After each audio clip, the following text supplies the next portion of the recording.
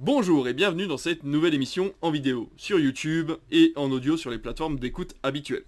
Je vous invite d'ailleurs dès maintenant à vous abonner à la chaîne, à liker la vidéo et à noter le podcast, ça nous donne énormément de visibilité d'avoir votre avis.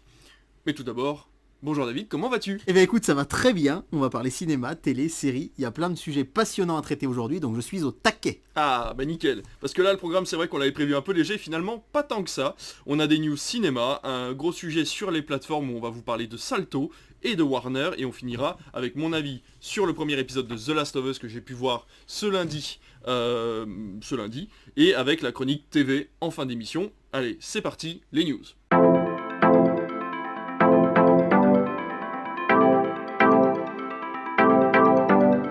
Alors, première news, elle est pour toi. Tu vas nous parler des diverses cérémonies qui ont eu lieu ces derniers temps.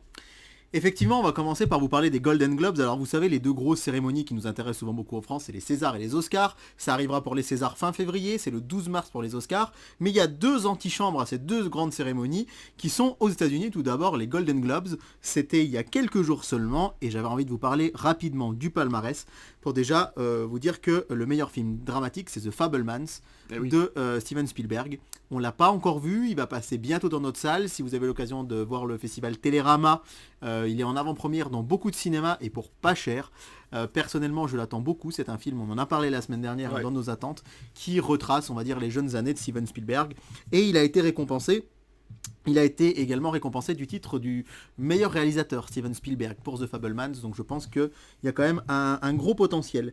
Côté comédie ou comédie musicale, c'est les Banshees d'Inisherin, c'est pas facile à dire, mais c'est un film du réalisateur de Three Billboards, qui est lui aussi disponible en salle depuis quelques temps, je crois que c'est tout frais, nous on devrait le voir dans le mois de février, et on a eu aussi, on en a beaucoup entendu parler, et moi j'ai aussi hâte de voir ce que ça va donner. Personnellement, Three Billboards, ça a été vraiment mon film préféré de l'année où il est sorti, 2018 je crois, 2018-2019. Vraiment je l'ai adoré, et j'ai hâte de voir ce que ça va donner. Meilleur acteur dans un film dramatique, c'est Austin Butler dans Elvis, qu'on a vu cet été, moi personnellement qui m'avait beaucoup plu, alors que c'est Cate Blanchett qui est la meilleure actrice pour le film Tar. Alors là pour le coup, film que je connais assez peu, mais je sais ce que tu attends David, et je vais te le dire, la meilleure actrice dans une comédie, c'est Michelle Yeoh dans Everything Everywhere All at Once. Alors vous nous voyez en général du même avis lorsqu'on parle de cinéma, là j'avoue que... C'est vrai que là on est rarement, là sur le coup on n'a pas été convaincus de la même façon tous les deux. Ah oui, alors moi j'ai trouvé ça sympa, correct. Pour rester poli. Non, j'ai pas trouvé ça mauvais, mais ça m'a pas laissé un souvenir intéressable et j'ai vu pas mal de petits défauts. Alors que toi, David, tu as détesté, évidemment. Bah bien sûr, puisque c'est pour ça que c'est mon film de 2022. Voilà, c'est ton film préféré. Tout à fait. Notons que c'est Argentina qui a été nommé meilleur film en langue étrangère et que le meilleur film d'animation, c'est le Pinocchio de Guillermo del Toro. Alors à titre personnel, je ne l'ai pas vu.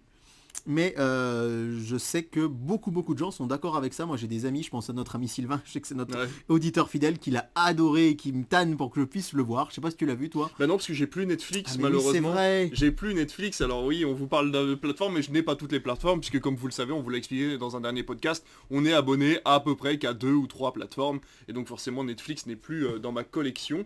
Mais c'est vrai que ça fait plaisir en tout cas de pas avoir un Disney. Oui, c'est vrai. Et du coup on peut dire que tu es sur Critflix et que tu as Kitflix.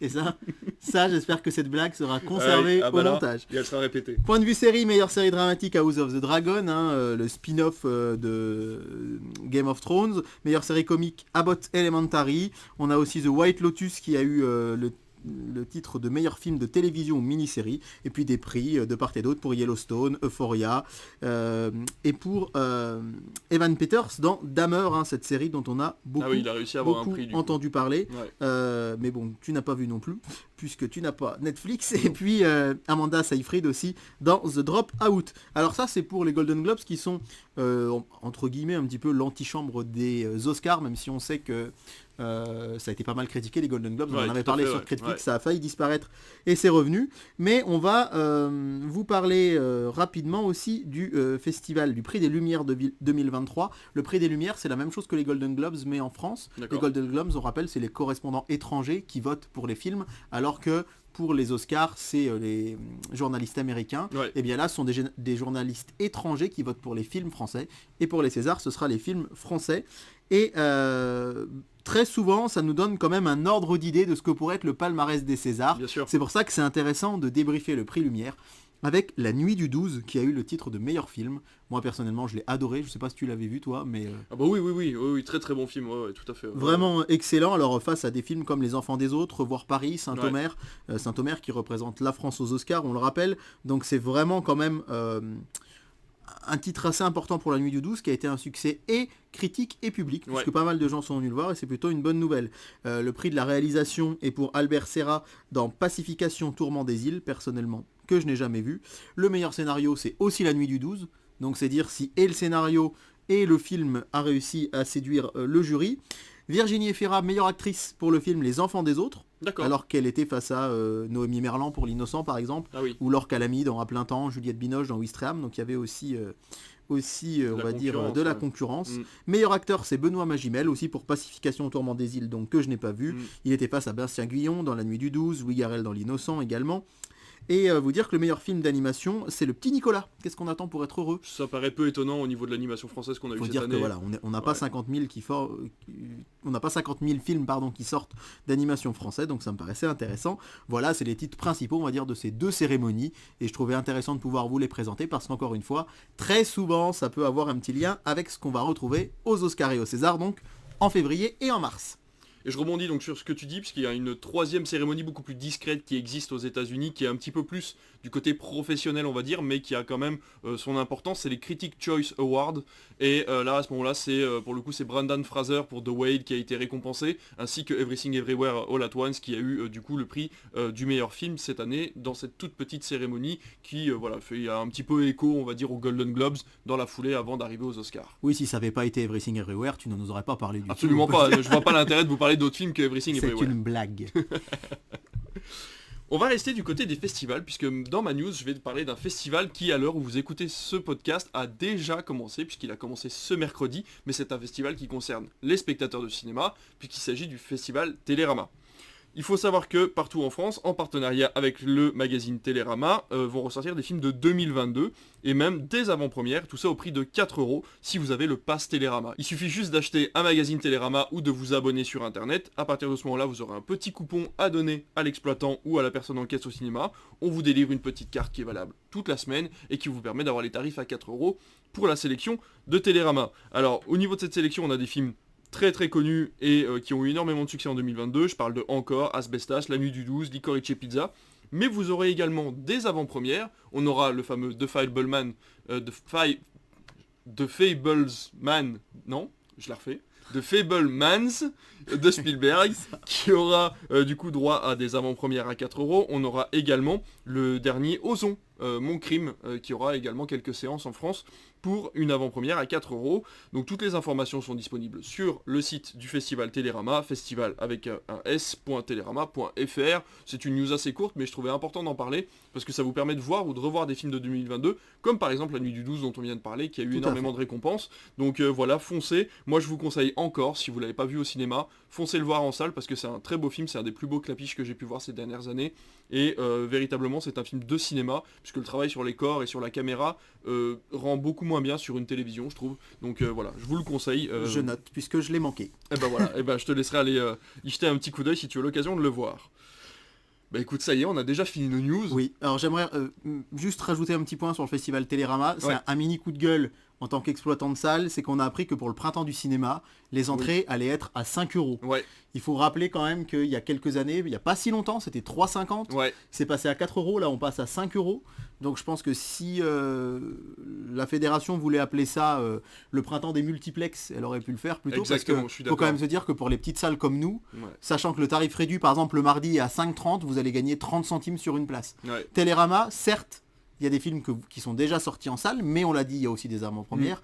Évidemment, ça vous force à acheter le magazine Télérama, mais une fois que vous avez votre coupon, il est valable pour toutes vos séances. C'est ça. Donc des films à 4 €, je trouve que ça vaut vraiment le coup. Ouais. Et vraiment, petit coup de gueule, parce que 5 € le printemps du cinéma, je sais que tout augmente. Et justement, si on pouvait arriver, nous, dans la mesure du possible, à permettre de conserver un accès à la culture moins cher, c'est quand même la moindre des choses. Et là, je trouve qu'à la limite, ce serait passé à 4,50 €. Ouais. Mais là, 5 € la place. Effectivement, si vous allez dans un multiplex, au lieu de 12 €, Ça vaut le c'est coup. vachement Bien économique. sûr. Mais pour les cinémas réessais comme nous, c'est Ouais. un peu peanuts quoi. Ouais, c'est ça, on est un peu déçu à ce niveau-là, on va voir si on va pas pouvoir gruger un peu, parce que c'est vrai que pour des petits cinémas comme nous, faire un tarif à 5 euros, ça n'a absolument aucun intérêt sur des Oui, sélections comme celle-là, ouais, quoi. ouais, ou peut-être qu'on y participera même pas, enfin j'en sais Oui, rien. bien sûr. On n'en a pas discuté avec l'association, mais c'est vrai qu'on est plusieurs à se faire cette même réflexion, Ouais. de se dire que quand même 5 euros la place, c'est pas une réduction assez intéressante pour nos spectateurs. Pas Non, du et tout puis même. même en multiplex, alors effectivement, ça fait moitié prix quand tu payes 12 euros, mais c'est vrai qu'on a toujours eu ce tarif de 4 euros, quelque chose qui était vraiment en Oui. dessous des 5 euros, et passer à 5 euros, bah, finalement, je trouve ça moins intéressant. Ah bah bien Voilà, sûr, bien sûr. c'est quand même Le dommage. prix augmente comme tout le reste, Ouais, ouais, malheureusement. c'est ça. Et ben écoute, après ce coup de gueule, on va passer tout de suite à notre gros sujet du jour. Il y a quand même pas mal de choses à dire, je pense, puisqu'on va parler de l'état des plateformes en France.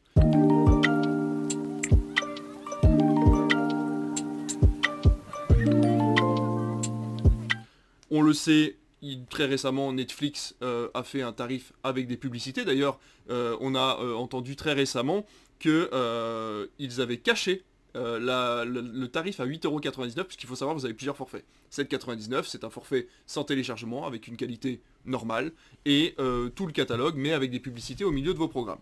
Vous avez ensuite un forfait à 8,99€ qui vous permet de supprimer ces publicités et d'avoir le téléchargement sur vos appareils pour pouvoir le regarder hors ligne. Vous avez ensuite un forfait à 13,49€ qui vous permet d'avoir 2 écrans, le Full HD et toujours le téléchargement. Et ensuite le dernier, 17,99€, vous avez la 4K et la possibilité toujours d'avoir des téléchargements et accès à tout le Et catalogue. 4 écrans. Et 4 écrans et l'accès à tout le catalogue.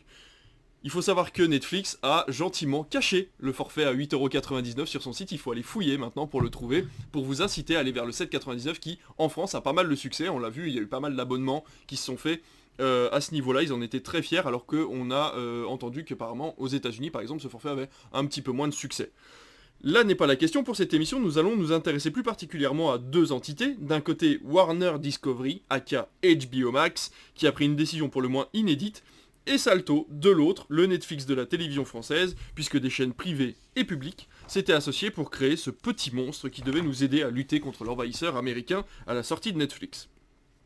Alors, mon cher David, on va d'abord commencer par Salto. Que peux-tu nous dire de Salto? As-tu fait tes devoirs? Alors j'ai fait mes devoirs effectivement pour me renseigner un peu plus sur Salto, qu'on connaît quand même bien, donc pas Oui, besoin bien vraiment sûr. de faire des devoirs, mais l'idée est émergée le 13 août 2019, cette idée d'essayer de concurrencer Netflix avec les chaînes de télévision françaises, qui a eu l'idée de créer donc une plateforme qui est composée à un tiers des actifs de TF1, un tiers des actifs de France Télévisions et un tiers des actifs de M6, donc vraiment les trois gros mastodontes on va dire de la télévision française, main dans la main pour créer cette plateforme. Elle verra le jour finalement en retard, seulement en octobre 2020. À l'époque ça a été beaucoup critiqué car ils se sont dit qu'ils avaient un petit peu manqué, on va dire, le tremplin pour les plateformes qu'a été le confinement, puisque on le sait, Disney+, par hasard, est arrivé au début du confinement et du coup ça a tout de suite marché fort et malheureusement Salto n'était pas là. L'idée de Salto, c'était de proposer les programmes originaux de TF1, France 2 et M6, notamment et particulièrement leurs téléfilms et leurs séries télé, en intégralité. Alors ça va des anciennes Caméra Café, Kaamelott sur M6, au très récent HPI sur TF1 par exemple. Et il y avait les replays également. Je sais que beaucoup de gens le regardaient pour avoir Plus belle la vie, Ici tout commence, Demain nous appartient, les fameux feuilletons. Puisqu'il faut savoir que ces replays-là ne sont accessibles que pendant un certain temps sur les plateformes gratuites de chacune des chaînes. Exactement. Et également il y avait du cinéma et parfois de jolis petits coups, puisque pendant un long moment, à l'hiver 2021-2022, là à cheval sur les 2 années, Salto avait par exemple l'exclusivité d'Harry Potter, ce qui était pas mal du tout. Et le problème de Salto, c'est qu'effectivement, la plateforme a eu du mal et a encore du mal aujourd'hui à trouver son public. Pour un budget au début de 50 millions d'euros, on est passé à environ 200 millions. Et on plafonne à entre 700 et 800 000 abonnés, sachant que dans les chiffres, il y a tous ceux qui utilisent leur mois gratuit également, qui sont comptabilisés. Donc c'est vraiment pas énorme pour un coût qui reste, on va dire, dans la moyenne du prix des plateformes. Je ne l'ai pas exactement en tête là, mais c'est autour de 8,99. C'est 8,9, ouais. C'est pas la plateforme la plus chère non plus. C'est pas la plus chère, c'est pas la moins chère. Et c'est vrai que malheureusement, ça a eu du plomb dans l'aile assez vite, ça a eu du mal à décoller. Et surtout, on a TF1 qui a avec sa plateforme MyTF1 Max, ainsi que M6 avec son 6play, qui ont lancé des offres payantes, pas chères du tout, 3,99 je crois pour TF1, qui permet d'avoir les programmes sans la pub, sans les coupures pub, parce que évidemment quand vous allez sur MyTF1, vous pouvez voir le replay, comme tu le disais, il n'y a pas tout et il y a des pubs. Et donc là, c'est des versions sans pub. Donc quelque part, je dirais qu'ils ont un peu marqué contre leur camp, puisqu'ils ont proposé des choses qui étaient sur Salto eux-mêmes à des prix moins chers. Il y avait aussi TF1 à l'époque, ça avait fait un peu scandale, qui avait vendu les droits d'HPI à Disney+, quelques mois seulement après l'annonce de Salto, donc on s'attendait à avoir HPI en exclusivité sur Ouais. Salto, ça aurait pu amener énormément de monde, parce qu'il faut savoir que HPI c'est parfois 10 à 11 millions de téléspectateurs réunis, et là ils auraient pu gagner beaucoup au niveau de la clientèle, et ils se sont retrouvés à les vendre sur Disney+.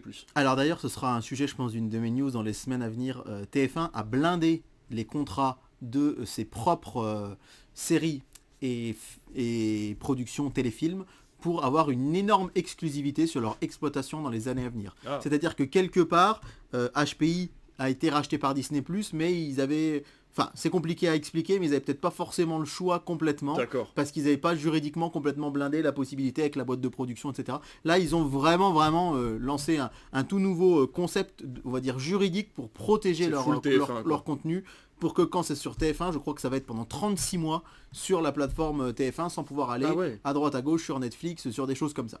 Donc effectivement, il y a eu du plomb dans l'aile, il y a eu M6 aussi qui a lancé, donc comme je le disais, une version un peu light, aussi pas chère mais sans pub. Alors tout ça effectivement c'est intéressant, même si moi personnellement les replays TF1 M6 je les regarde via MyCanal. Ouais. Alors il y a parfois des publicités avant les programmes, mais c'est pas entrecoupé de pub, parce que Non. c'est vrai que c'est le problème de MyTF1 Ouais. par exemple, hein. Quand on regarde des rediffs des séries, c'est coupé presque plus qu'à la télé finalement. Puis c'est très mal supporté par les navigateurs, Ouais. ça bug souvent. Très souvent. Ouais. C'est vrai que sur Canal, là du coup c'est boulevard, hein, C'est ça vrai. va tout seul.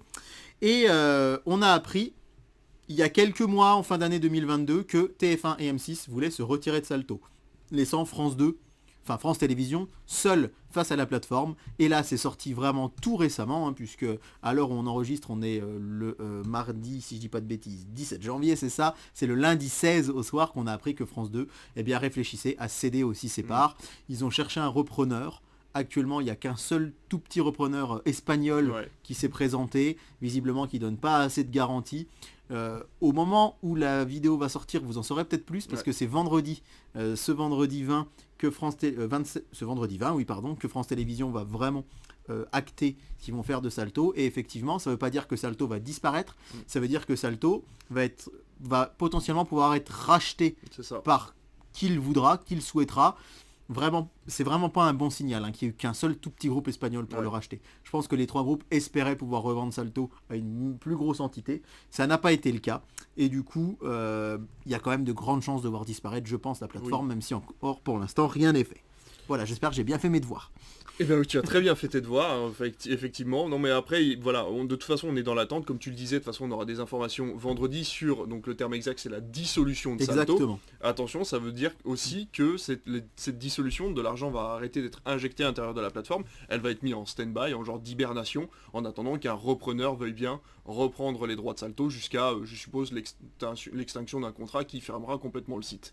Mais voilà, donc faites bien attention, parce qu'on n'a pas encore de date. Si vous avez un abonnement Salto, essayez de vous renseigner au maximum, puisqu'une fois que vous aurez la date de fin d'utilisation de la plateforme, il faudra arrêter de payer tout simplement, pour pas vous retrouver avec un demi-mois ou une demi-semaine. Ouais, Mais je pense que ça sera quand même assez bien calculé du côté de... Et globalement, si vous aviez prévu de vous abonner à Salto dans les prochaines semaines, c'est peut-être pas l'idée du siècle, hein, Non, clairement. non. Profitez de votre mois gratuit si C'est c'est ça. pas le cas, mais dites-vous quand même qu'il y a plus de chances pour que ça s'arrête, pour que une solution pérenne soit trouvée. Donc, Par contre, c'est étonnant que France Télévisions ait hésité à racheter ou à garder Salto, sachant qu'ils ont France Télévisions qui fonctionne très bien, qui est une plateforme qui est très bien faite d'ailleurs, et qui est entièrement gratuite pour le coup. Ouais. Euh, je pense pas qu'ils aient vraiment hésité tant que ça. Non. Disons que ils ont été très surpris, je pense, de voir TF1 et M6 sortir du bois en disant on abandonne tout.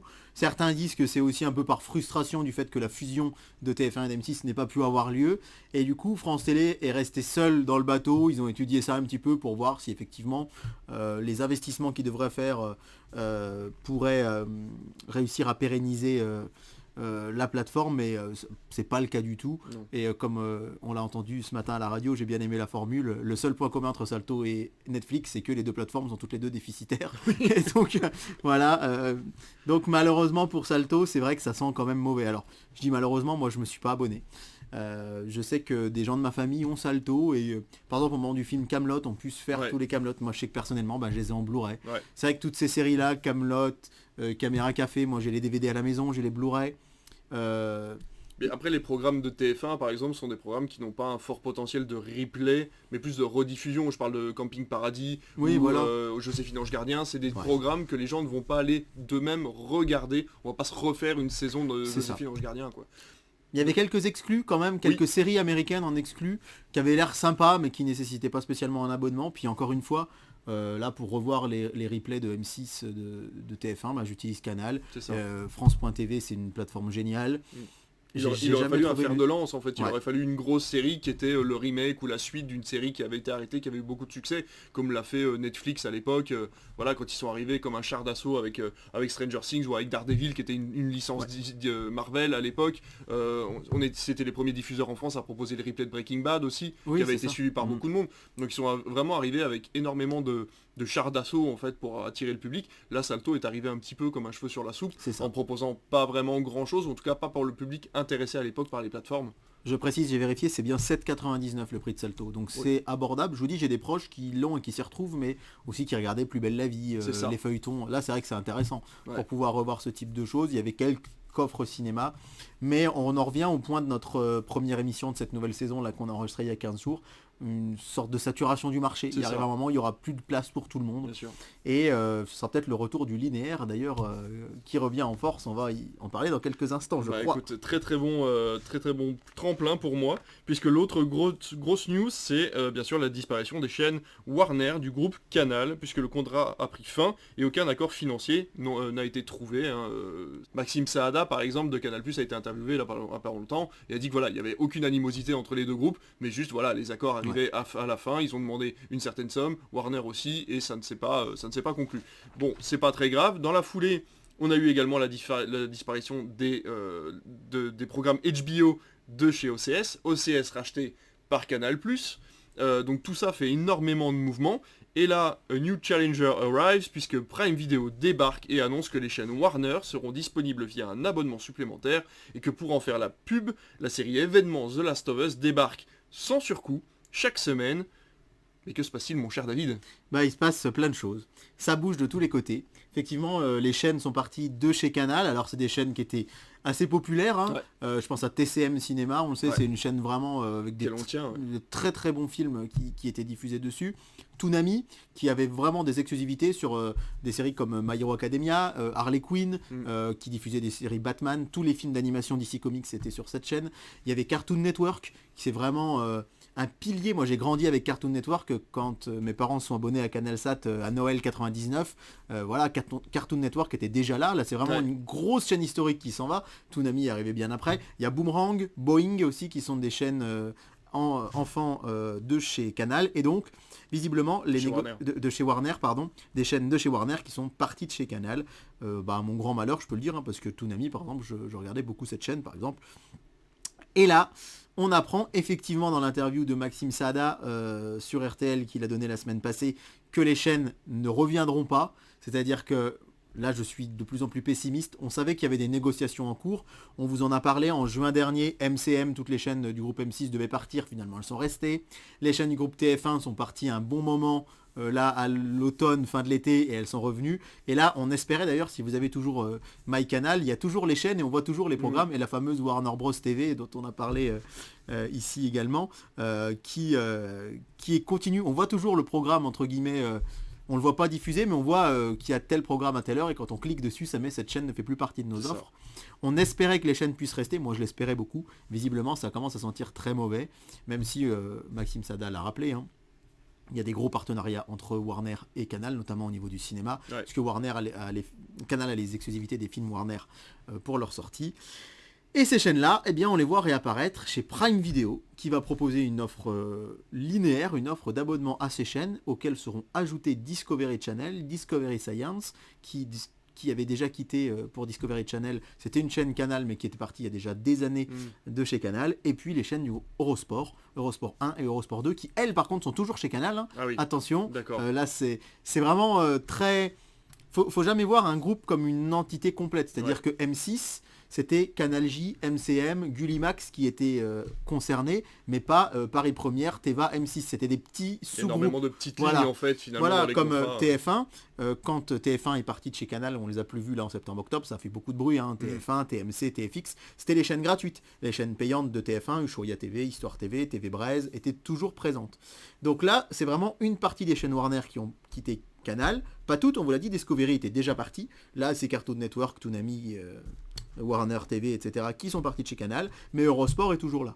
Et là, Amazon Prime va proposer un package de chaînes télé. Alors, ils le font déjà, c'était déjà possible de s'abonner à d'autres chaînes sur Amazon Prime, mais là, on ne sait pas si ce sera une exclusivité. C'est encore pas exclu, peut-être que finalement, au vu des audiences, si ça marche pas très fort chez Prime, qu'ils reviennent chez Canal et qu'ils revoient leurs ambitions un petit peu à la baisse.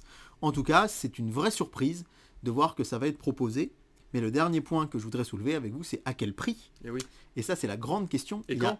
Alors, a priori, ce serait mi-mars. D'accord. Donc, c'est prévu dans 2 mois. Par contre, on n'a aucune idée du prix. Et là, on entend dire tout et son contraire.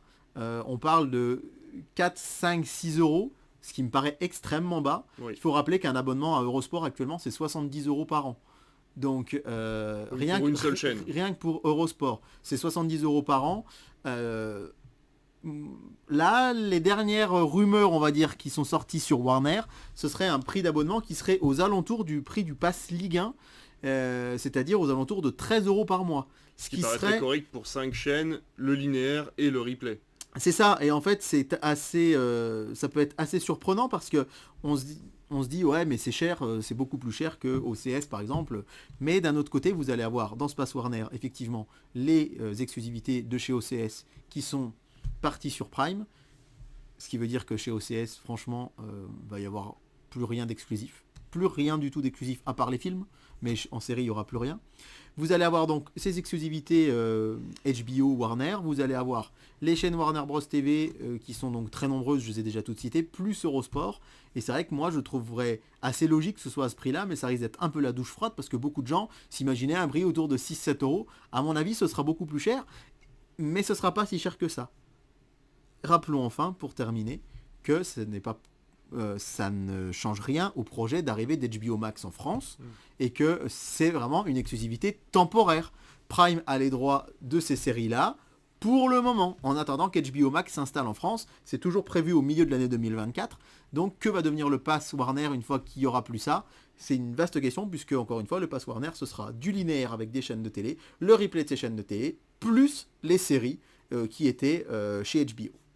Donc on est d'accord que pour avoir accès aux séries d'HBO Max, comme ça l'était sur OCS depuis des années, il faudra payer ce fameux pack. Voilà, en fait on avait tous cru, et on se disait, ouais, c'est génial, ça vaut vachement le coup pour ce prix-là d'avoir Prime Video, etc. Mais visiblement non. Et The Last of Us, c'est vraiment, on va dire, le petit cadeau, le cadeau de bienvenue. Ok, on va avoir Warner, du coup on vous offre The Last of Us. Par contre, pour le reste, il faudra souscrire au Pass Warner. Ok, donc pour l'instant, on est quand même dans l'attente et de la date finale et du prix, et surtout pendant combien de temps. C'est-à-dire que il faut savoir que donc, pour l'instant, un forfait Prime Video, c'est 80 euros par an, si je ne me trompe pas. Ça avait augmenté il y a quelques mois. C'était 79 ou 89 euros par an. Alors, combien as-tu payé le 25 décembre ? Le 24 décembre.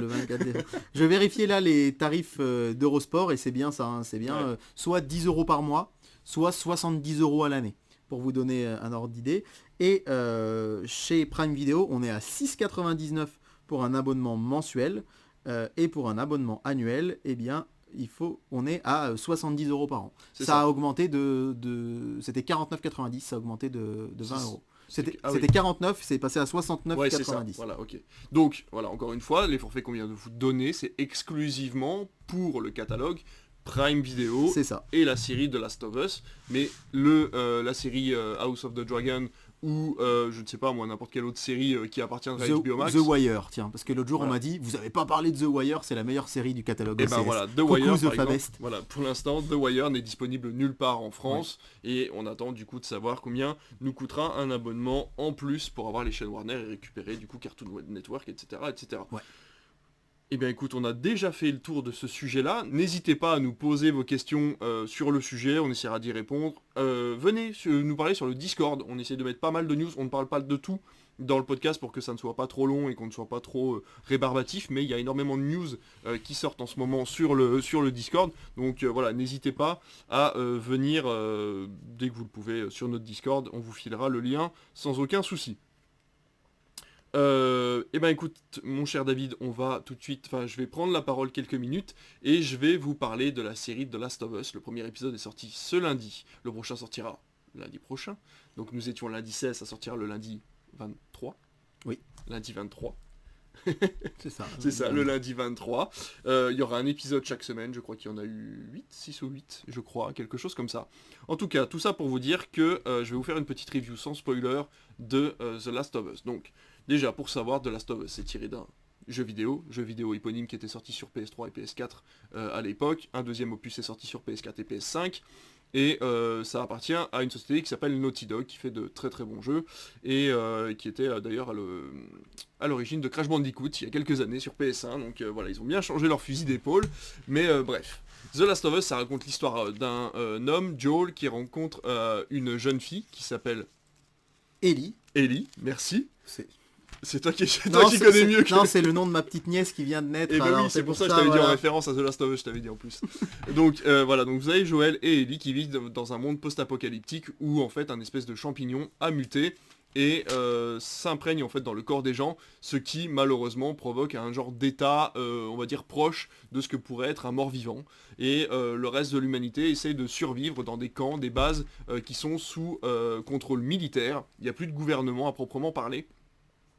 Et Joel va être engagé pour amener Ellie jusqu'à un certain point par une société secrète qui s'appelle les Libellules, si je ne me trompe pas. Et donc voilà, ils vont devoir sortir de ce fameux camp militaire et partir à l'aventure au milieu de nulle part. Pourquoi Ellie doit aller là-bas? Vous le saurez dans la série. Pourquoi Joel décide de l'emmener là-bas? Vous le saurez également dans la série. Ce que je vais vous dire, c'est que la série est très bien réalisée. C'est une masterclass au niveau de sa réalisation, il y a énormément de choses à l'image, c'est respectueux du matériau de base, c'est-à-dire qu'il y a des références très discrètes aux jeux vidéo, non pas forcément dans les éléments que vous allez voir à l'écran, mais véritablement dans la façon dont c'est filmé.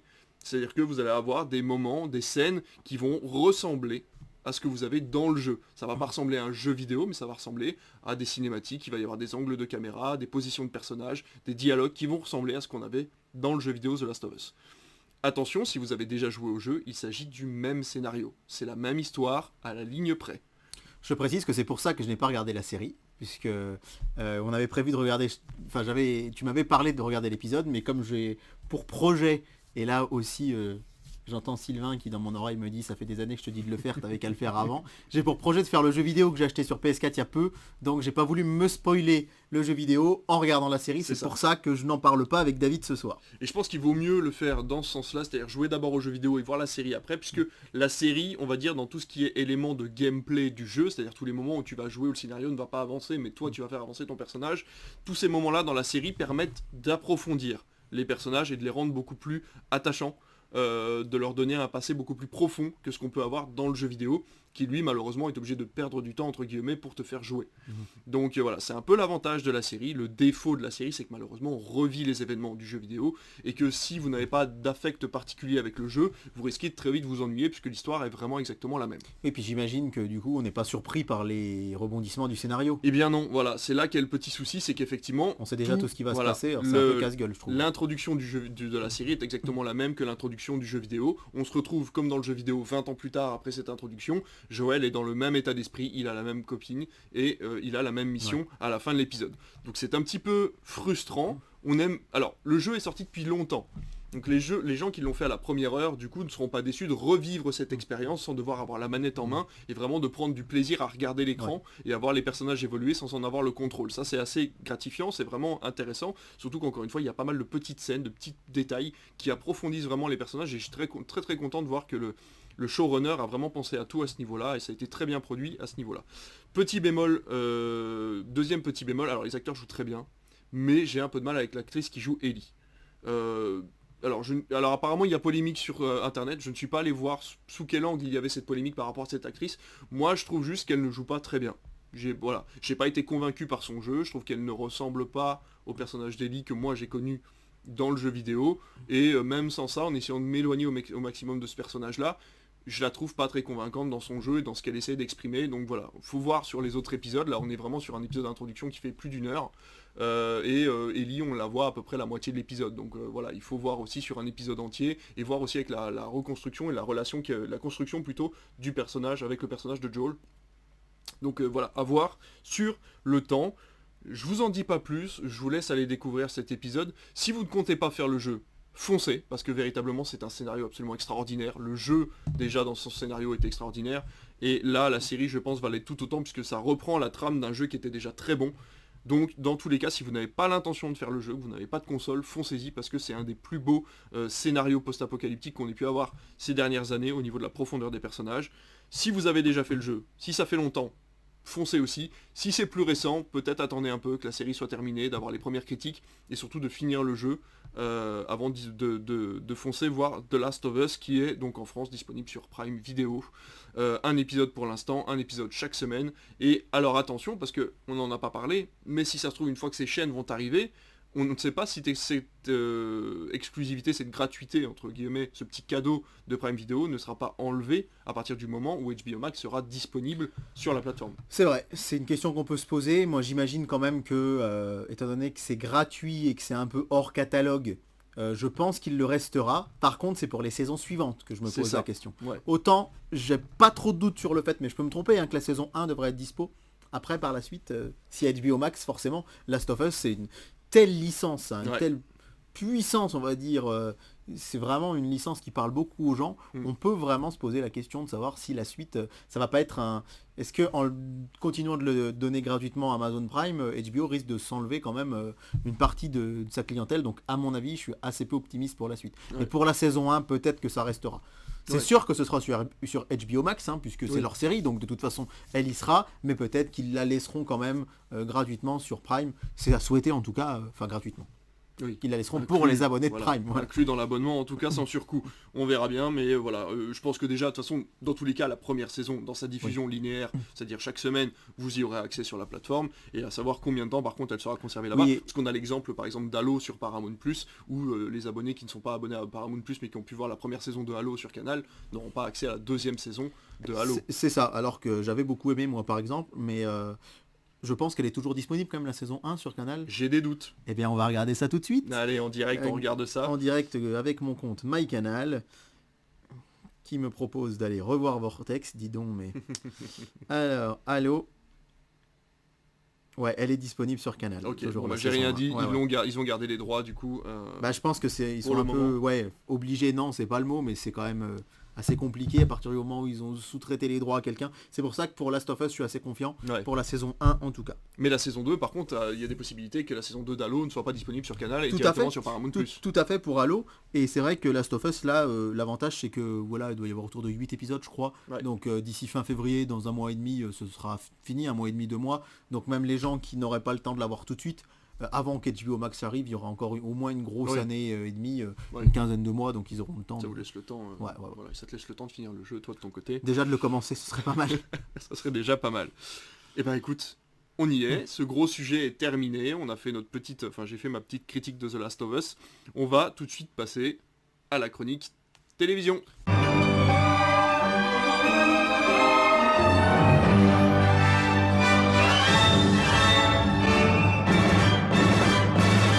Comme d'habitude, on va commencer par les audiences qu'ont regardé les Français hier soir, mon cher David. Bonjour Philippe, bonjour à tous. Bonjour David, bonjour à tous. Alors, on vous rappelle que cette émission, on l'enregistre le lundi ou le mardi pour une diffusion le vendredi. Donc c'est des audiences qui ont déjà quelques jours pour vous, mais qui chez nous sont toutes fraîches. Et on va commencer par notre sujet préféré, c'est le duel du dimanche soir. Voilà. Je suis content parce que tous les lundis matins, j'attends les audiences avec impatience. Et David s'est pris au jeu aussi. Là. Et d'ailleurs, allez sur notre page Instagram, vous avez les audiences cinéma vraiment mises régulièrement, c'est vraiment top. Et la semaine dernière, on vous avait parlé des Tuches 3 face à Millennium. Et comme ce qu'on avait prévu, pronostiqué, il n'y a pas de grosse surprise, le rouleau compresseur Tuche a roulé sur Millennium, mais avec des audiences quand même bien en deçà, puisqu'il faut rappeler que lors de sa dernière diffusion en mai 2021, il y avait presque 6 millions de téléspectateurs qui avaient regardé Les Tuches 3 et il n'était que 3,7 millions. Ça fait quand même une grosse déperdition. Alors que pour Geostorm, dont on avait parlé la semaine précédente, vous vous souvenez, c'était un peu la surprise, hein, Geostorm, lui, avait relativement peu reculé. Il avait reculé d'1 million. Il est passé de 4,6 à 3,6. Là, il est passé de 5,8 à 3,7, ça fait quand même 2,1 millions de téléspectateurs de moins. Je suis pas sûr que chez TF1 on était pleinement satisfait finalement de ces audiences-là. Deuxième place, les enquêtes de Van der Valk. Hein. Alors ça s'arrête cette semaine, il y en avait assez peu. Hein. Ce sera une nouvelle série dimanche soir sur France 3, mais avec 2,81 millions, c'est plutôt très bien. Ce qui permet à France 3 d'être largement devant France 2. Je suis un peu déçu parce que j'avais pronostiqué 1,9 million pour un Millennium et finalement il a fait 2,1. Mais c'est déjà pas si mal. Quatrième place, zone interdite. D'ailleurs, j'en profite, on a fait une petite erreur sur le Millennium. C'est bien une version américaine qui a été coproduite par la Suède, mais qui est arrivée après la version avec Daniel Craig. Eh ben, je le savais pas du tout. Voilà, c'est un réalisateur qui a suivi du coup les pas de David Fincher à l'époque et qui a eu beaucoup moins de succès, c'est pour ça qu'ils n'ont pas fait de suite, mais ce Millennium 2 n'est pas une version totalement nordique, elle est américaine. J'ignorais. Toujours est-il que France 2 n'avait pas diffusé la version de Daniel Craig auparavant non plus. Je suis d'accord. Ce qui était assez surprenant. Donc zone interdite, 4ème, 1,7 million, et 5ème place, c'est Denis Brasco qui arrive avec 900 000 téléspectateurs. Et on va rappeler, c'est pratique un petit cahier, hein, que la semaine dernière, l'affaire Pélican avait fait presque 1,5 million, donc c'est quand même un net recul pour Denis Brasco, avec un film un peu moins populaire. Mais surtout, la grosse différence, c'est pour C8 avec La Vache et le Prisonnier, qui était à 660 000 spectateurs et qui arrivait à la 6ème place. Là, c'était l'été... n'importe quoi, c'était l'hiver 54, parce que Dieu sait si l'abbé Pierre a fait plein de bonnes choses, mais c'est surtout l'hiver qui a aidé les pauvres, ça a fait beaucoup moins. Donc voilà, des audiences cinéma moins importantes que la semaine dernière, où et Geostorm et Police avaient bien fonctionné. Mais je pense qu'on va avoir un duel hyper intéressant dimanche prochain. Le suspense, un de nos auditeurs m'a dit ce que j'adore, c'est qu'on voit que David ne feint pas sa surprise quand il lui annonce le programme de la semaine. Donc je trouve ça très bien. Il n'a plus la surprise des audiences maintenant, mais il a toujours la surprise de la suite.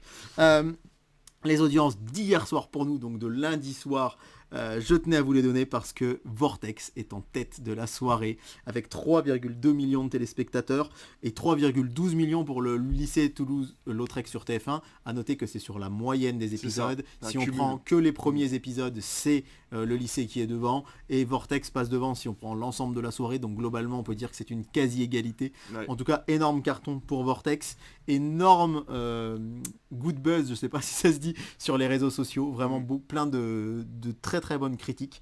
Et d'ailleurs, on a un peu prévu de vous en parler dans une future émission. On avait dit qu'on en parlera. Il faut juste que David termine la série. Trouve du temps parce que voilà, trouve du temps. Je vais la regarder, on va la finir et on en parlera parce que je pense qu'il y a beaucoup de choses à dire dans tous les cas.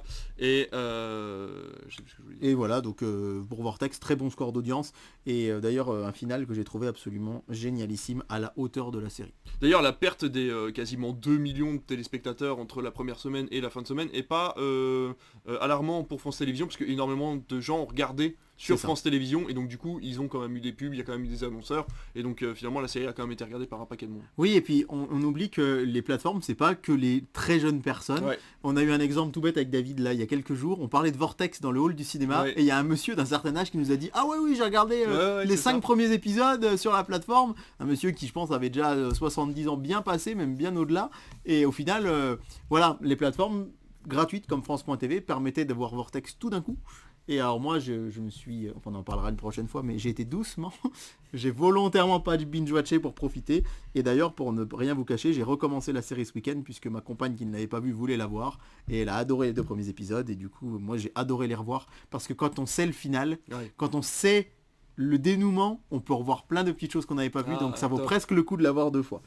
Hier soir aussi, donc lundi soir, pardon, La French 3ème avec 2 100 000 téléspectateurs, ce qui est franchement pas mal du tout. C'est un bon score. Hein. Quand on voit ce qu'il y a eu, les 2 mastodontes, les séries de télévision françaises c'est ça, c'est exactement ça, vraiment.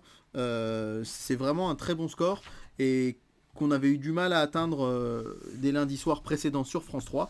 Et puis à noter que le film d'Arte, 125 rue Montmartre, est devant M6. Et ça c'est rare. Alors M6 c'était pas un film, hein, c'était Patron Incognito. L'émission, c'est très rare de voir Arte doubler M6 dans les audiences, donc c'est quand même quelque chose à noter. Grosse chute d'ailleurs pour M6 il me semble. C'est ça. Je voulais vous parler aussi du vendredi soir parce que je vous en parle souvent. Vous savez, C8, on a dit qu'il y a eu l'audace de lancer du cinéma. Ils l'avaient fait en 2021. Leur objectif, c'était 500 000 téléspectateurs et ils ont eu du mal à les atteindre les précédentes semaines. La dernière fois, c'était 100% blockbuster. Là, ils essayent plusieurs petites choses différentes.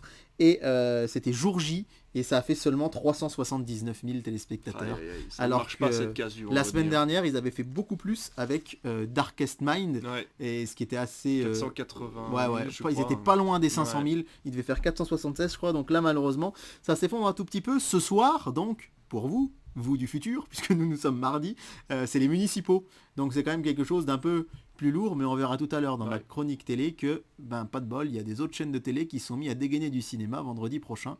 Donc on va voir pour C8 ce que ça va donner. Je vous avais pas donné aussi l'audience qui a été jeudi dernier pour Glace avec 480 000 téléspectateurs, effectivement. C'est pas terrible.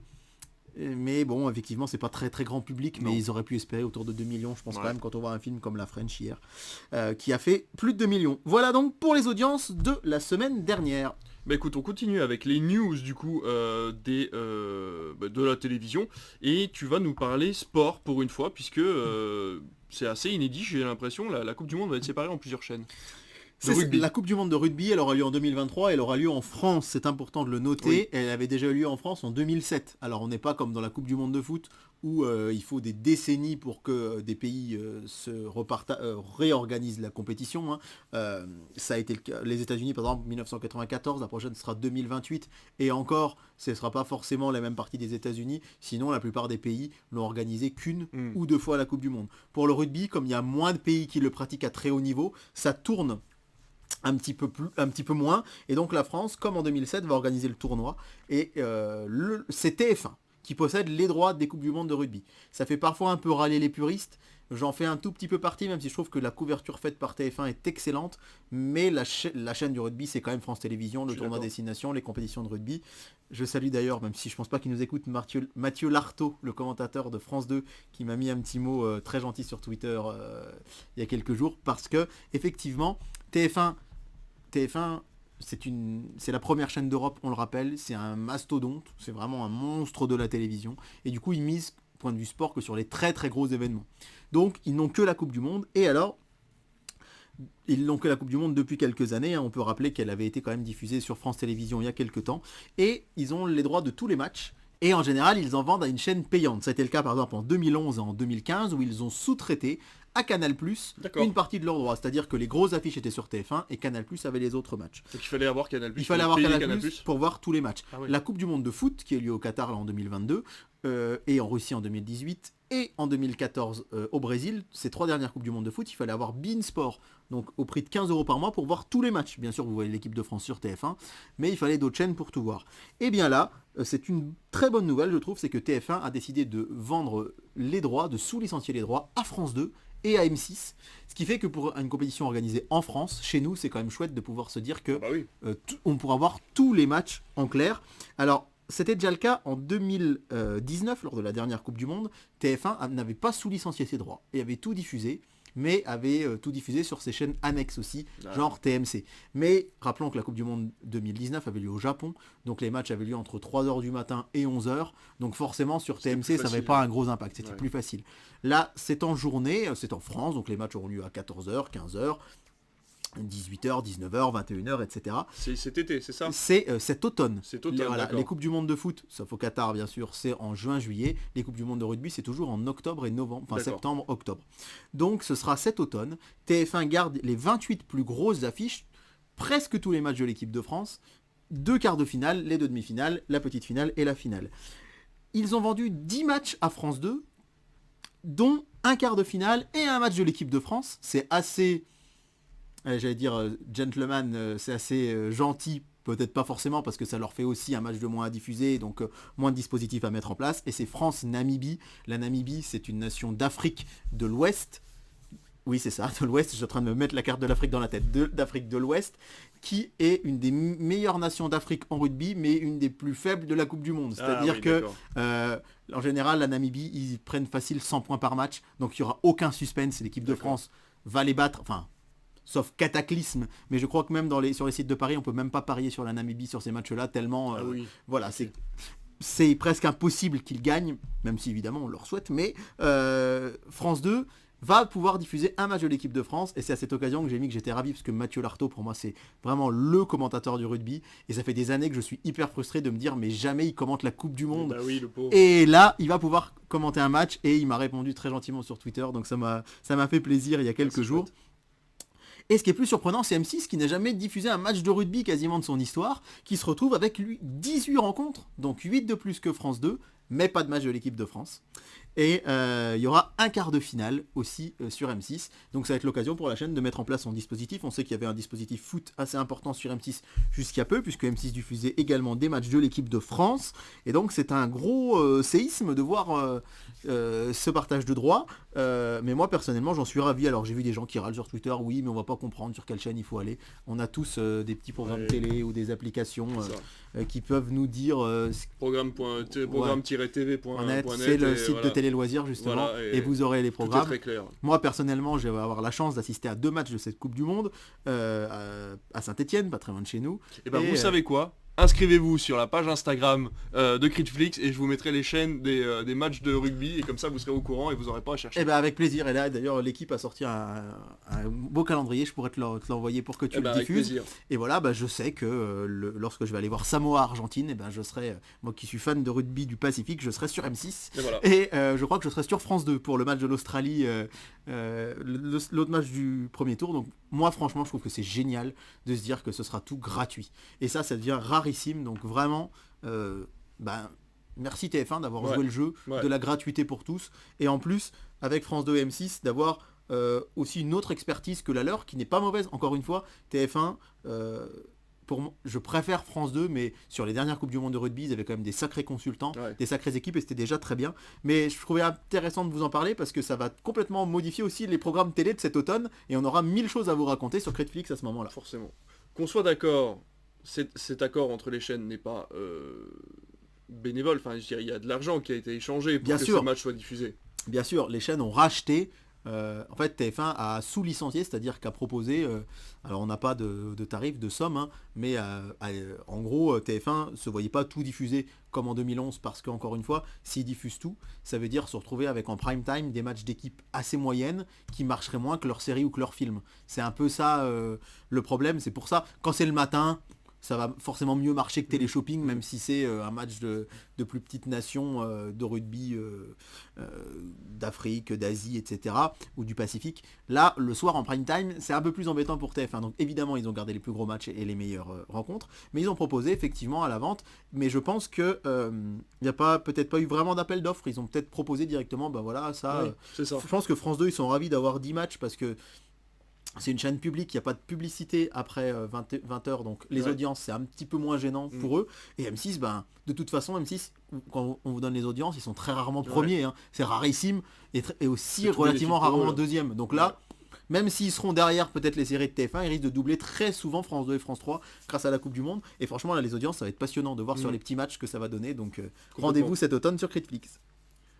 On reste sur France Télévisions qui va sécuriser les droits de TV des Jeux Olympiques jusqu'en 2032. C'est ça, on continue, là ça va être beaucoup plus bref. Les droits des Jeux Olympiques 2024, évidemment c'est Paris. Là aussi ça va être un gros événement en France et France Télévisions a les droits. France Télévisions est seul diffuseur des Jeux Olympiques depuis très longtemps. J'ai souvenir des JO 96 d'Atlanta qui étaient sur TF1. Je crois que depuis Sydney 2000, tout est sur France Télé. On sait que TF1, voyant Paris et sachant le nombre d'audiences que ça pouvait faire, le rouleau compresseur a essayé d'avoir les droits, mais France 2 a réussi à les conserver. Et là, on a appris qu'ils auraient les droits de tous les Jeux Olympiques jusqu'en 2032. Chouette. Jeux Olympiques d'été à Milan, Jeux Olympiques d'hiver à Milan en 2026, d'été à Los Angeles en 2028. Quelque part dans le monde en 2030, on n'a pas encore l'organisateur des JO d'hiver, et à Brisbane en Australie en 2032. Donc c'est vraiment se dire, pour le coup là, l'expertise France Télé avec leurs consultants dans plein de petits sports France Télé, ils ont des consultants sur le tir à la carabine, sur le judo, sur le... C'est pas, qui sont pas des petits sports, attention, je veux pas me fâcher avec des gens, mais des sports moins médiatiques. Ouais. Et Plus niche. savoir qu'il y aura vraiment cette expertise, c'est vraiment chouette. Alors c'est vrai qu'on se dit par contre que sur l'organisation des JO, moi les JO c'est ce que je préfère, je pense, à la télé, avec les Coupes du Monde de foot, de rugby et le Tour de France et la Formule 1 évidemment. Les JO que j'adore, c'est vrai que on se souvient par exemple pour l'attribution des Jeux 2012, il y avait une vraie guerre entre Paris et Londres. C'est Londres qui l'avait eu et les Français étaient dégoûtés. Paris a eu sa revanche en ayant les JO en 2024. Et Brisbane 2032 en Australie, c'était les seuls candidats. Donc c'est un peu... on avait jusque-là 7-8 pays qui se battaient, et dont 2 et 3 vraiment très très forts.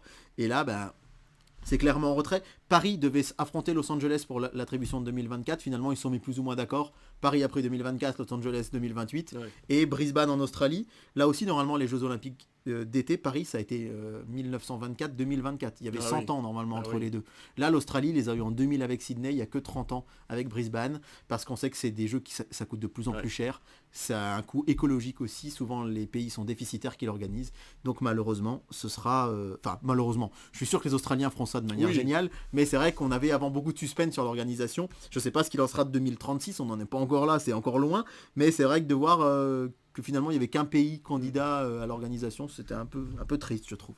D'ailleurs, France Télévisions va prévoir en amont des Jeux Olympiques des petites émissions qui vont passer juste après le journal, il me semble. Tout à fait. Voilà, avec des documentaires, des choses comme ça, sur des sur des sports en particulier, et va aller vraiment suivre certains sportifs de niche. Ça peut être du canoë-kayak, comme du tir à la carabine, comme tu disais. Du baseball, j'ai vu, etc. Alors ce qu'il faut savoir, c'est que ça va être, je pense, un dérivé d'un magazine qui existait déjà sur la chaîne L'Équipe, qui s'appelait Esprit Bleu. D'accord. Et Esprit Bleu, c'était une sorte de petit magazine de 10-15 minutes qui... dans chaque Olympiade, alors l'Olympiade, c'est pas les Jeux Olympiques, parfois on confond, l'Olympiade c'est un temps entre 2 Jeux Olympiques. L'Olympiade, elle commence le jour de la cérémonie de clôture et elle s'achève à la cérémonie d'ouverture des prochains, qui pendant chaque Olympiade donnait un peu les températures des équipes de France. C'était sur la chaîne L'Équipe, ça s'appelait Esprit Bleu, et là c'est un peu le même principe, mais évidemment sur France 2, c'est représenté par Carole Gessler, qui est la présentatrice des JT de France 3, une des présentatrices des JT de France 3, et ce sera du coup beaucoup plus exposé que sur la chaîne L'Équipe, parce que les Jeux Olympiques sont en France. Toujours sur France Télévisions, on va rester sur France 2, et il y a une nouvelle émission qui arrive, et du coup qui va remplacer, si je ne me trompe pas, Claire Chazal. C'est ça, et Claire Chazal, elle est pas contente. Elle a grogné, elle a râlé. Alors je sais plus dans quel journal qui titrait qu'elle a fait comme d'habitude, elle a été tapée à toutes les portes, puisque Claire Chazal, quand elle a été évincée du JT de TF1 au profit d'Anne-Claire Coudray il y a quelques années, elle avait beaucoup râlé. Et là, visiblement, elle a beaucoup râlé aussi parce que son émission Passage des Arts s'arrête. C'était la toute dernière ce dimanche soir.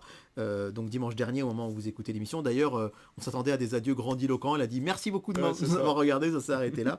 Et donc c'est Pierre Lescure, qui a été longtemps le grand instigateur du Festival de Cannes, qui va avoir son émission à lui chaque dimanche soir, qui sera, elle, consacrée au cinéma. Ça va s'appeler Beau Geste.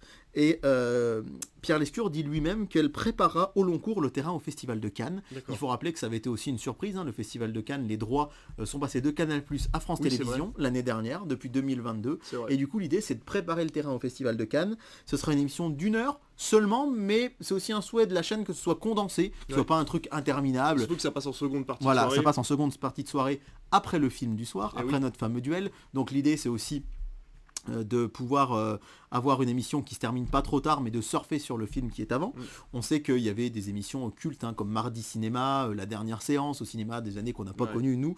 Et là c'était un peu plus calme ces dernières années. Laurent Ruquier avait relancé une émission il y a quelques temps. Il y avait Comme au cinéma dans les années 2000. Mais là... Pierre Lescure dit « Mon ambition, c'est que cette émission soit une déclaration d'amour au cinéma, loin des plateaux de télévision, aux interviews promotionnelles classiques. » Donc l'idée, c'est pas forcément de parler des films qui vont sortir le mercredi qui vient, mais parler de cinéma en général. Et le souhait de France Télé, avec cette émission, qui pour moi je trouve est plutôt une bonne idée. Je suis désolé si Claire Chazal nous écoute, mais Passage des Arts parlait de culture en général. Et c'est vrai que parfois quand on aime la peinture, on n'aime pas le cinéma. Quand on aime la lecture, on n'aime pas forcément le jeu vidéo, enfin voilà, etc., etc. Donc l'idée de France Télé, c'est de se dire, au lieu d'être vaste et de capter des gens que sur des petits bouts, faire des émissions très thématiques. La Grande Librairie, c'est la littérature. Beau Geste, ce sera le cinéma. Il y aura vraiment des émissions dédiées à chaque forme d'art, pour que les gens vraiment s'y retrouvent plus. Et si on n'aime pas le cinéma, bah, tout simplement on n'y va pas. Et si on aime le cinéma, on sait qu'on a que ça. Là où des émissions culturelles, c'est un petit peu plus pot pourri. Et c'est peut-être un peu moins opportun. Donc pour moi, c'est plutôt une bonne idée. À voir, je vais regarder les premières émissions. Bah, moi aussi. Surtout ils avaient dit qu'ils parleraient surtout aussi de technique. En fait, ils iraient peut-être voir, faire des petits reportages sur des techniciens du cinéma, que ce soit les effets spéciaux, les costumes, ce genre de choses. Donc ça peut être vraiment intéressant en seconde partie de soirée pour désamorcer un peu le film qu'on vient de voir, d'avoir une petite information sur une partie du cinéma qu'on connaît pas forcément. Et on va voir les audiences surtout, si Claire Chazal a raison de râler ou pas. Est-ce que ce sera supérieur ou pas à Passage des Arts? Ça va être la grande question, je pense. Ouais, complètement. On revient au cinéma, tout doucement, puisque Astérix sort le 1er février, et apparemment TF1 met les petits plats dans les grands. Alors c'est hallucinant. TF1 bombarde de promotion pour Astérix, c'est un film TF1 Studio, et ils ont vraiment envie qu'il fonctionne. Ils ont tellement envie qu'il fonctionne que ce soir, vendredi 20 janvier, vous retrouverez sur TF1 une famille en or spéciale Astérix. C'est-à-dire qu'une famille en or, c'est des familles qui s'affrontent, vous connaissez le principe, hein, Laurent Cabrol, Patrick Roy dans les années 90, Christophe de Chavannes, fin des années 2000, et là Camille Combal a repris l'émission en deuxième partie de soirée, le mardi soir, c'est diffusé régulièrement sur TF1, et là, ils ont décidé de faire un prime time avec que les acteurs d'Astérix qui vont devoir répondre à des questions et donc essayer de se connaître aussi, ça va être assez intéressant. La bande-annonce fait vachement envie parce que évidemment avec un casting avec des dans le film des Pierre Richard, des Jonathan Cohen, ça va beaucoup rigoler, ça va beaucoup rigoler et du coup c'est une manière pour TF1 vraiment de promouvoir son film à fond en se disant théoriquement, on fait la promo du film, alors dans telle émission, on fait venir les acteurs. Alors évidemment, ils vont être au JT de TF1 dans la semaine également, on n'a pas encore la date, mais avant la sortie, moi je verrais bien ça, soit autour du vendredi 20, samedi 21, parce qu'il va y avoir des avant-premières le week-end suivant, soit la veille de la sortie nationale, le mardi soir, pour donner aux gens vraiment envie d'y aller. Ouais.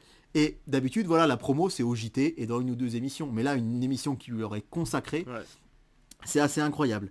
Le mardi 24 janvier sur TMC, il y aura une émission qui va s'appeler Ma soirée avec Astérix et Obélix, qui va être tout simplement un documentaire sur le film, alors que le film ne sera pas encore sorti. Mais non.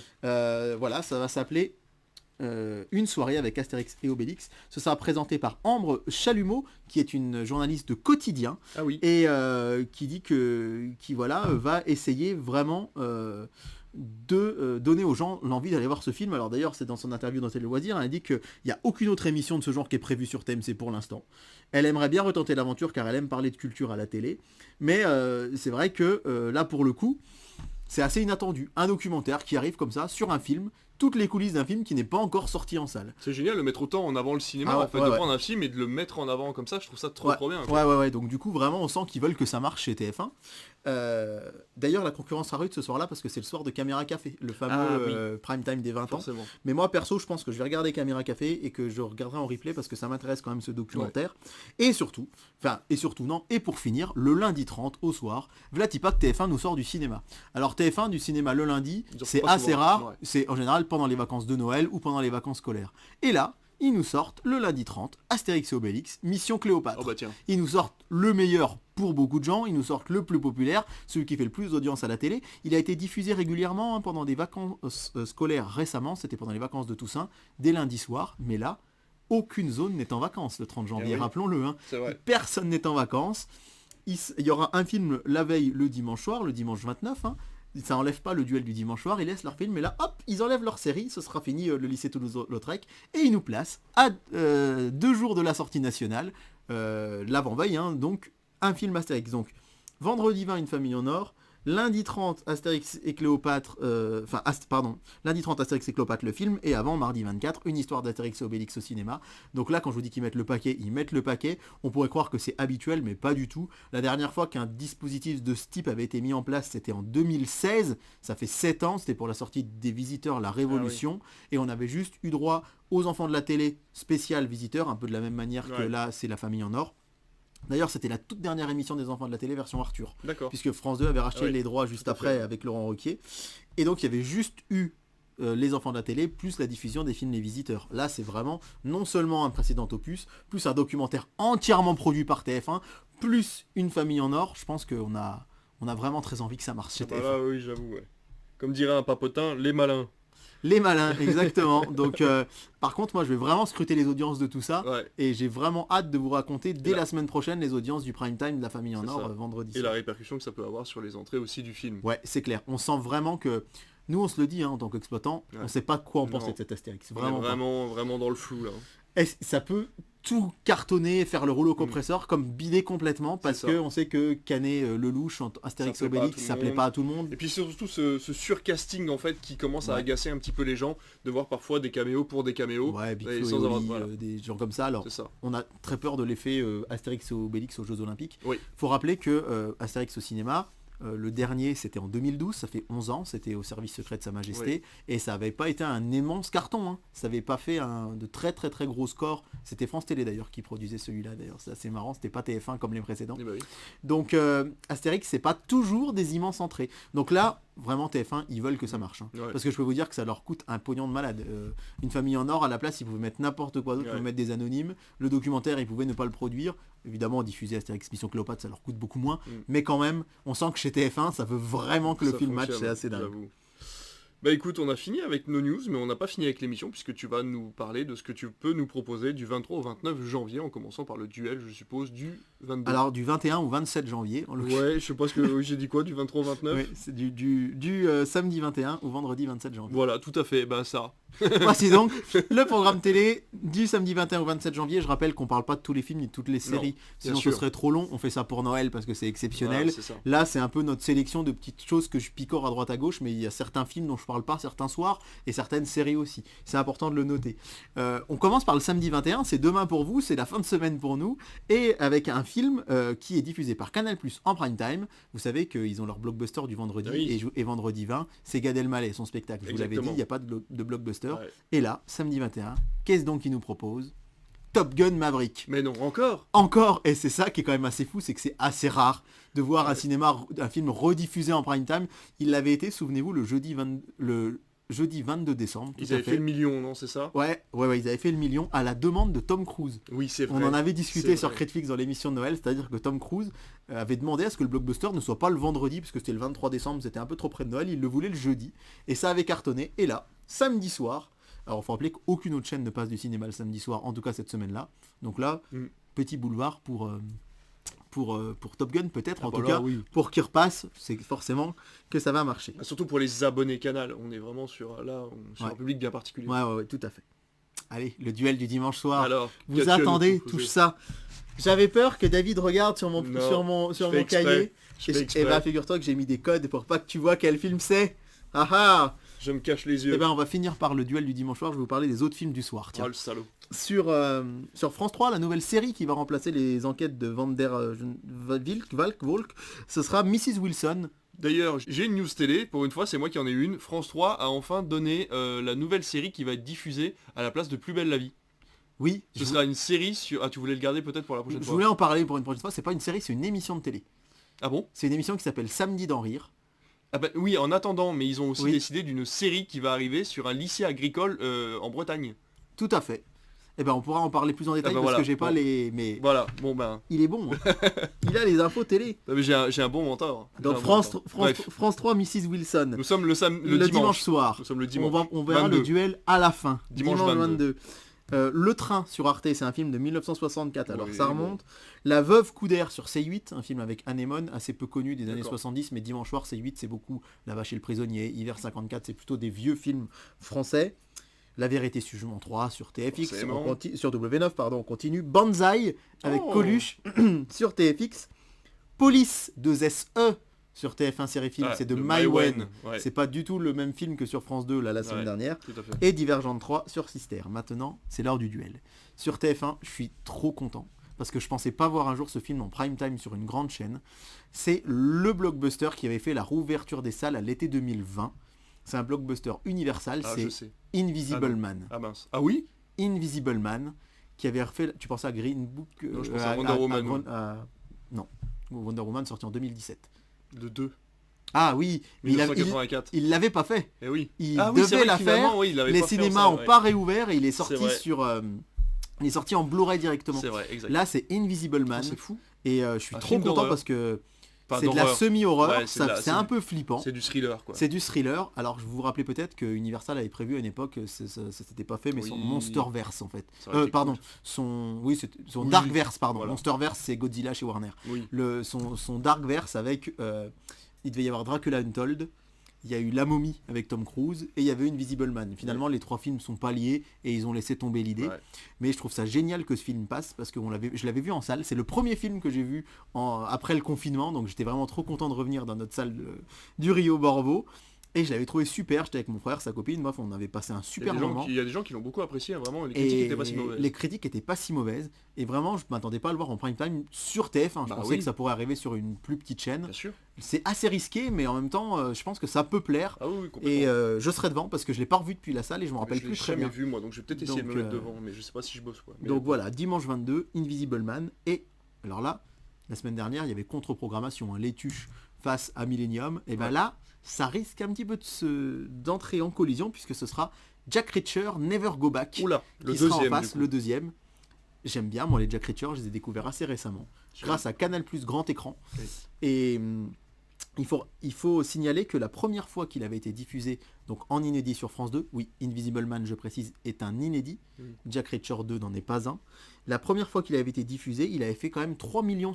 Ah, bien. Ce qui était pas mal du tout, mais il avait été battu par Barbecue.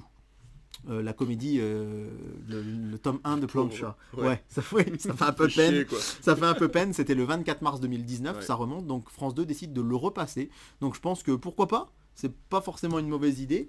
Mais c'est D'autant, vrai que, oui, ne pas jouer la contre-programmation, c'est quand même un petit peu bizarre. par contre, effectivement, il est assez long, il fait 2 heures, donc ça relaie Beau Geste à 23h10. Ah oui. Ça sera un peu tard, d'ailleurs ce sera Virginie Efira qui sera la première invitée de Beau Geste. Donc voilà, Invisible Man face à Jack Reacher.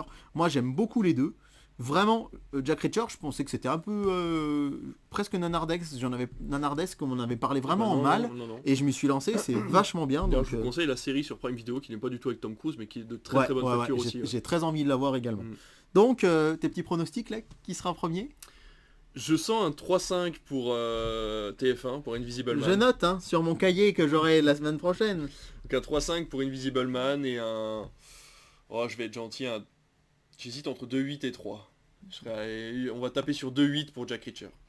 Franchement, je pense que t'as dit exactement ce que je pensais. Ah ouais. Ouais, j'aurais mis Invisible Man, je me dis, il sera dur de faire plus de 3-5, mais en même temps c'est inédit, et les thrillers ça marche plutôt bien, mais Jack Reacher il est déjà passé, Et donc je suis bah, assez tu sais d'accord. quoi? Tu sais ce qu'on peut faire pour augmenter un peu la difficulté? C'est d'essayer de prendre 2 chaînes de la TNT derrière et de savoir laquelle sera les deux qui suivront en cinéma.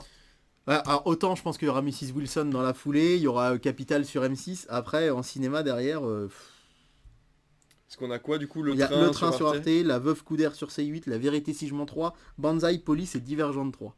Bah, moi je dirais, en suivant, je dirais Banzai et la... Ah, j'hésite entre Police et La Vérité si je mens quand même. Ouais, j'avoue ça va être serré, mais en même temps, sur la télécommande, Arte c'est le numéro 7, C8, on dit que plus la chaîne est loin, moins on Ah, y s'il va. faut taper C'est-à-dire 2 que... chiffres. Non, c'est-à-dire que parfois tu fais chaîne plus. Ah, et Tu t'arrêtes. pars de la 1 et là tu dis ah bah tiens il y a ça sur la 8 et tu vas pas voir ce qu'il y a sur Ouais, Chérie ouais, 25 ouais, quoi, ouais, par ouais, exemple. ouais. Donc Ouais, mais bon, La Veuve Coudert, c'est ouais, pas le film le ouais, plus connu ouais. non plus. Ouais, non. Moi je dirais Banzai et Police derrière. Je note hein, que t'as mis ça en 3 en film et police. Ouais. Voilà, on en parle la semaine prochaine. Mais en tout cas, je suis très agréablement surpris de ce duel Ouais, Invisible c'est Man chouette. Jack Reacher. Je trouve que c'est un- vraiment ouais, très ouais, chouette. c'est le genre de film qu'on voit pas d'habitude. En plus hors en vacances dimanche scolaires, soir. ouais, c'est autre chose que les Franchement tuches chouette. à titre personnel. Ah bah oui. Le film du lundi soir sur François, ce sera Ne le dis à personne Ah oui. de Ah, Guillaume chouette. Canet. Qui a été diffusé il y a pas si longtemps d'ailleurs. Ouais, c'est possible, ça. ouais. Que moi j'aime bien. Et alors là, M6 qui nous dégaine un film. Mais Ah. qu'est-ce qu'on fait? Alors M6, je vous l'ai dit, ils ont pas de casse cinéma, mais on a l'impression qu'ils aiment bien mettre du petit cinéma un petit peu Une partout. fois par semaine. On en met là le vendredi. On rappelle quand même qu'il y en aura eu le vendredi avec la soirée Philippe Lachaud, là, Oui, c'est vrai. le vendredi 20 janvier. Épouse-moi mon pote. Voilà, donc on va guetter les audiences, Mm. parce que ça fera une nouvelle concurrence au film de C8. Et là, M6 qui, comme un seul homme, nous lâche un film un lundi soir. C'est très inattendu. Et ce sera Seven Sisters. Oh, Donc super. moi j'avais beaucoup aimé Seven Ah Sisters. oui. Ah oui, oui. Je dis oui. La dernière fois qu'il était passé, ils avaient fait 3 millions. pour Ah, M6 bien. c'est pas mal Pour du M6 tout. c'est très bien. Et c'était un jeudi soir, le 8 avril 2021. Attention, on était quand même couvre-feu, etc. À cette époque-là. Hein. Mais quand même 3 millions, ils avaient fini deuxième de la soirée. D'accord. Donc ils retentent le coup. Ce sera le lundi 23 janvier. W9 qui d'habitude propose son blockbuster, vous le savez, hein, c'est le duel face à TMC. Ouais. Bah là, comme c'est la petite sœur de M6 et qu'M6 place un blockbuster, bah Forcément. zoup, fait un pas de côté et proposera à la place les petits mouchoirs. D'accord. Donc je pense Film aussi, quand même. Ouais, film quand même, mais pas blockbuster, mais presque un blockbuster français. Hein, Les gens petits aiment bien le mouchoirs. revoir, les Ouais, petits ouais, mouchoirs. ouais, ouais. Donc moi je l'ai jamais vu d'ailleurs. Donc je pense que ça peut avoir son succès. Puis TMC. Peut-être pour surfer sur Astérix aussi, puisque Oui, c'est un film avec Gilles ouais, Lelouch et ouais, Guillaume ouais, Canet. ouais, comme France 3 avec Ne le dit à personne, Tout à fait.